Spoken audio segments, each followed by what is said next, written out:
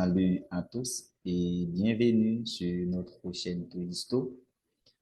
Aujourd'hui, nous sommes très heureux de vous rejoindre pour une nouvelle vidéo sur les équations quotients dans R.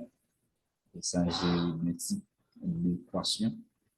Et dans cette vidéo, on va voir ensemble les propriétés, définitions sur les équations quotients. Et puis, on va traiter ensemble des exemples d'application. Et bien sûr, ce sont ces exemples-là. On va traiter ensemble environ 6 exemples d'équations quotients. D'abord, c'est quoi une équation quotient?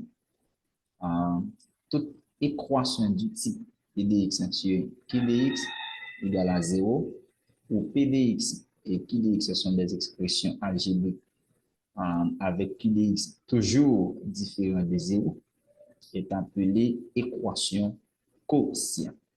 Alors, vous voyez la forme PDX sur QDX, on dit toute équation du type.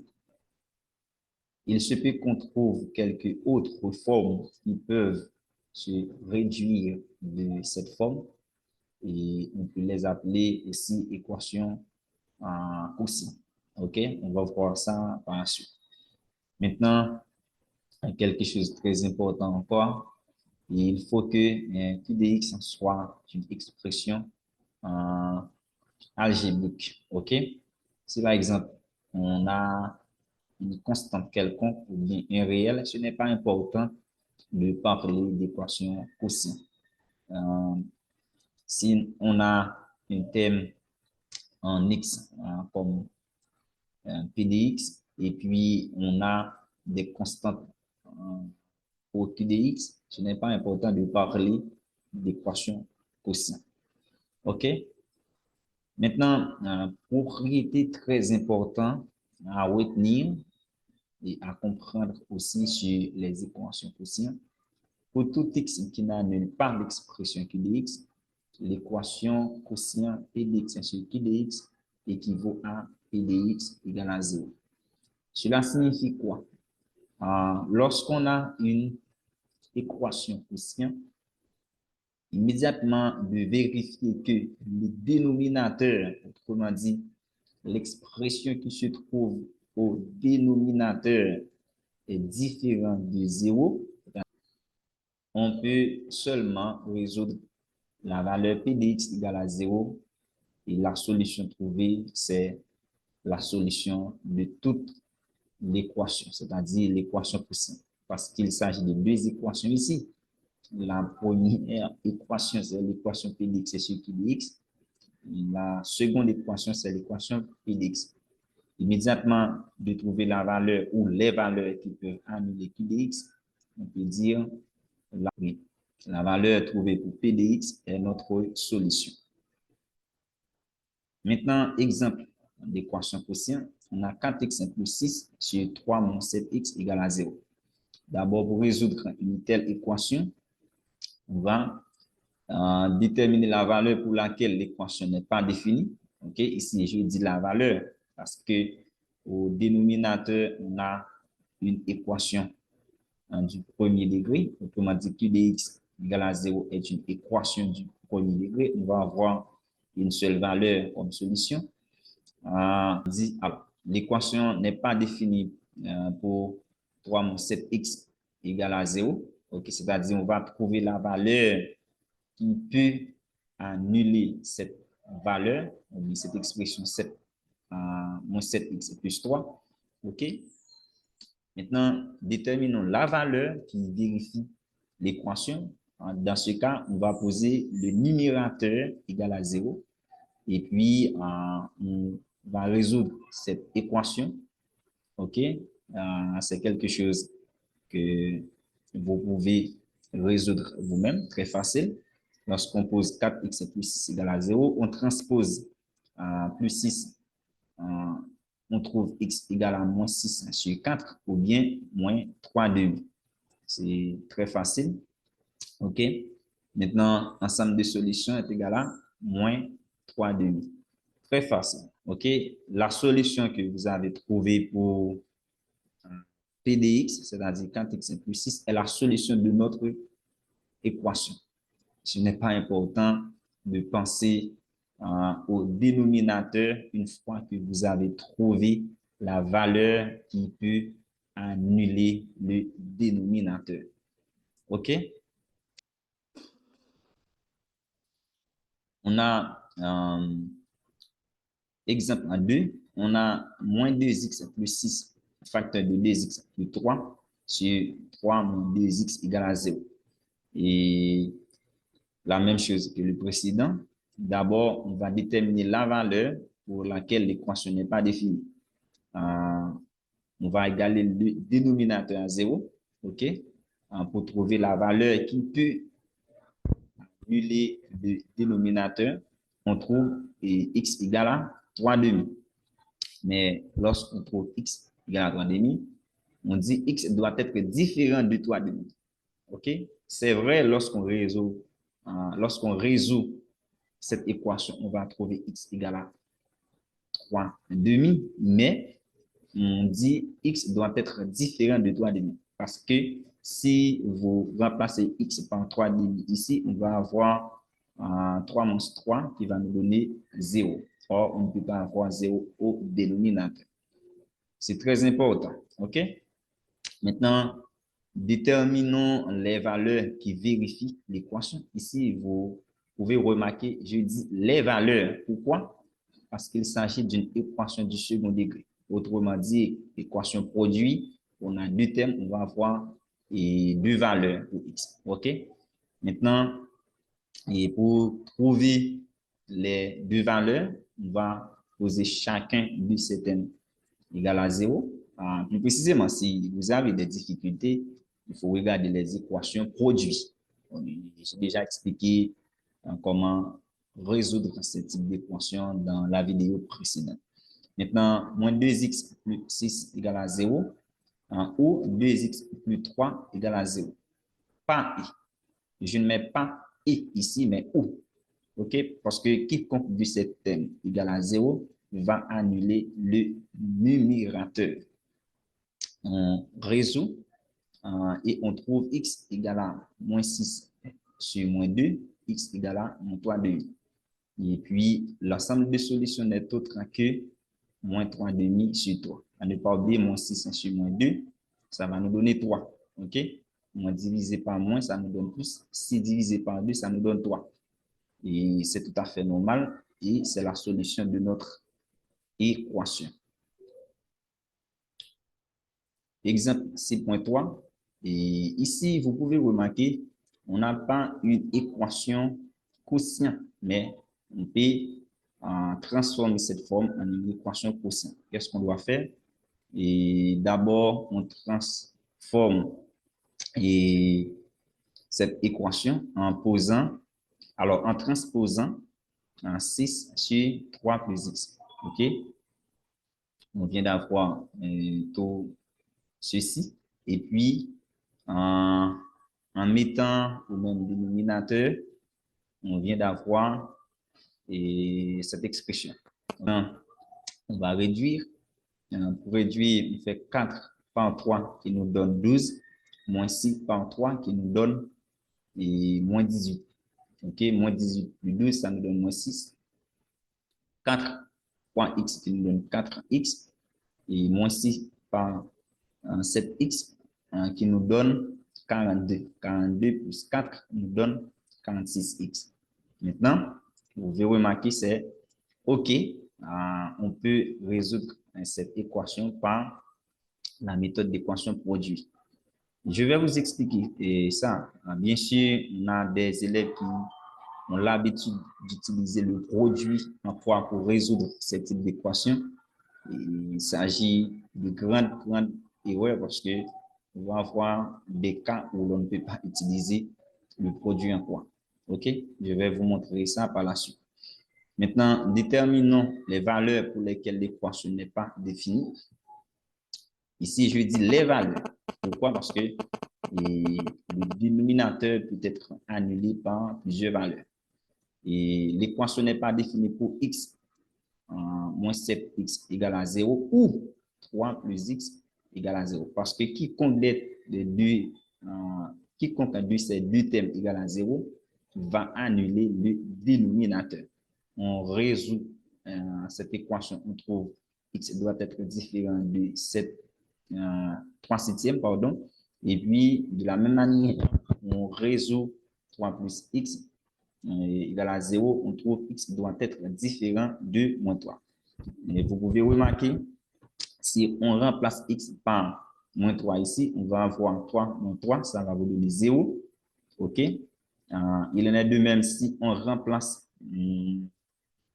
3 septièmes ici, on va avoir 3 moins 3, ça va vous donner 0. Donc, il ne faut pas avoir 0 au dénominateur. Pour continuer, on détermine la valeur qui vérifie l'équation. Pour cela, on pose le numérateur égal à 0 et on trouve x égale à 3 23e.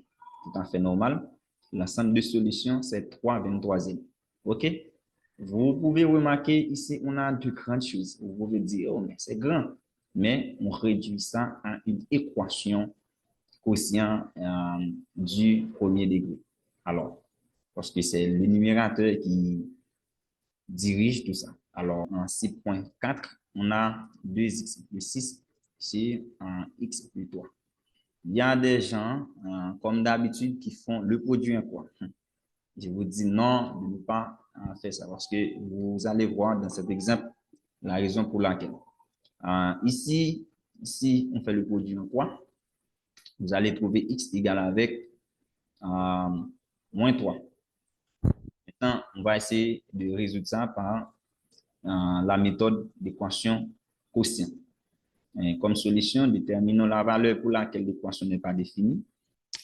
L'équation n'est pas définie pour 3 plus x égale à 0. Donc, x doit être différent de moins 3. OK? Et puis, on détermine la valeur qui vérifie l'équation en posant le numérateur égal à 0. OK? 2x plus 6 égale à 0. Et on trouve x égale à moins 3. Maintenant, on a déjà dit x doit être différent de moins 3. Or, on résout l'équation et on trouve x égale à moins 3. OK? On a déjà dit x doit être différent de moins 3. Après avoir résolu cette équation, on trouve x égale à moins 3. Cela pose un problème. Et qu'allez-vous conclure? On va conclure que l'ensemble des solutions est l'ensemble vide. Pas de solution. Maintenant, pour les élèves qui ont l'habitude d'utiliser le produit en quoi, vous voyez le danger. Ici, si vous faites le produit en quoi, vous allez trouver moins 3 aussi comme solution, tandis que cette équation, pas de solution. Oui, pas de solution. Et vous pouvez me dire, ah oui, mais si je prends 2 fois moins 3, et ça va me donner quoi? 2 fois moins 3, ça va me donner moins 6, alors, moins 6 plus 6, ça va me donner 0. Mais il faut tenir compte aussi du dénominateur. Et le dénominateur ici, ça va vous donner 0 aussi. On va avoir 0 sur 0 égale à 0. C'est quelque chose qu'on ne peut pas, alors qu'on ne devrait pas avoir. OK? Exemple suivant. Alors, j'ai marqué ça pour vous. Et pour ceux qui aiment le produit en quoi, il faut éviter de faire le produit en quoi dans ce type d'équation. Exemple 4.5. Ici, on a 3x moins 2 sur 4 égale à 5x plus 10 sur 6. Je viens de dire qu'on ne doit pas utiliser le produit en quoi. Mais dans les débuts de la théorie pour les équations quotients, je vous ai dit, lorsqu'on a un réel dans le dénominateur, ce n'est pas important d'utiliser, mais de parler d'équations quotient. OK? Eh bien, dans ce cas, on peut utiliser la méthode de produit en quoi que vous avez l'habitude d'utiliser. OK? Dans ce cas, on peut utiliser notre méthode, c'est-à-dire l'équation produit. On va voir. Et si on fait le produit en quoi? Dans ce cas, on peut utiliser le produit en quoi? Si on fait le produit en quoi? Vous allez trouver quoi? On va trouver 3x moins 2 par 6. OK? On fait ça par... Alors, on fait 6 par 3x moins 2. Et puis, on fait 4 par 5x plus 10. Maintenant, pour résoudre cette équation, OK, on fait 6 fois 3x qui nous donne 18x, 6 fois moins 2 qui nous donne moins 12. Et puis, on fait 4 fois 5x qui nous donne 20x, 4 fois 10 qui nous donne 40. Maintenant, pour continuer, on transpose les termes à variable à droite, à gauche, pardon, on transpose les termes à variable à gauche et les termes sans variable à droite. Et on fait la réduction et on trouve x égale à moins 26. OK? Ensemble de solutions, S est égal à moins 26. Tout à fait normal. Ici, ce n'est pas important d'utiliser la méthode d'équation produit parce que au dénominateur, on n'a que des constants. OK? Et j'ai écrit ça pour vous. Ici, on peut faire le produit en quoi si l'on veut, car on n'a pas de contrainte dans les dénominateurs. On peut mettre au même dénominateur ici. Maintenant, et pour mettre au même dénominateur, on fait quoi? Et on fait 4 fois 2 qui va nous donner 8, et puis 1 fois 3x moins 2 qui nous va nous donner 3x moins 2. À ne pas oublier, sous ce 2, on a 1. Il en est de même, sous ce 1, on a 1. Enfin, on va faire une fois tout ce bloc, ça va nous donner ce bloc. Et puis, on va faire 6 fois 1 qui va nous donner moins 6. OK. Maintenant, et pour réduire, on fait quoi? Et on fait 3x. Et ça va rester comme ça parce qu'il n'y a pas d'autre terme en x. Et puis, on fait moins 2 plus 8, ça va nous donner plus 6. Maintenant, on passe ici. Et 5x, on laisse ça comme ça, pas d'autre terme en x. Et puis, on fait 10 moins 6, ça nous donne 4. OK? Et maintenant, on fait le produit en quoi? OK? On fait le produit en quoi? C'est 6 fois 3x plus 6. Et puis, ça va être égal à 5x plus 4 par 4. OK? Ce que je viens de dire. Maintenant, on va faire entrer ou bien développer. On va développer. On a 18x plus 36 égale à 20x plus 16. On transpose les termes à variable à gauche et les termes constants à droite. Et puis, on vient d'avoir 2x égale à moins 20. Et pour trouver x, on fait moins 20 sur mon terme constant sur le coefficient qui nous donne 10. Ensemble de solutions, S est égal à 10. OK? Bien sûr, ici, on peut faire le produit en quoi si l'on veut, quand on n'a pas de contrainte dans les dénominateurs. Si on veut aussi, on peut utiliser la méthode d'équation produit, car vous allez trouver la même solution. Et la seule différence, c'est dans les équations où l'on trouve une expression mathématique dans le dénominateur, une expression en x ou bien variable quelconque que vous utilisez dans votre équation. Si vous trouvez des inconnus bien inconnus dans le dénominateur, il est vraiment important de ne pas prendre chance d'utiliser le produit en quoi. Parce que certaines fois, ça pose des difficultés. On ne trouve pas la même solution. OK? C'est mieux et je crois qu'on arrive à la fin de cette vidéo. Je vous remercie d'avoir suivi cette vidéo. Je vous prie de vous abonner si toutefois vous trouvez c'est bon. D'accord? Merci et au revoir pour une prochaine vidéo sur les équations d'un R.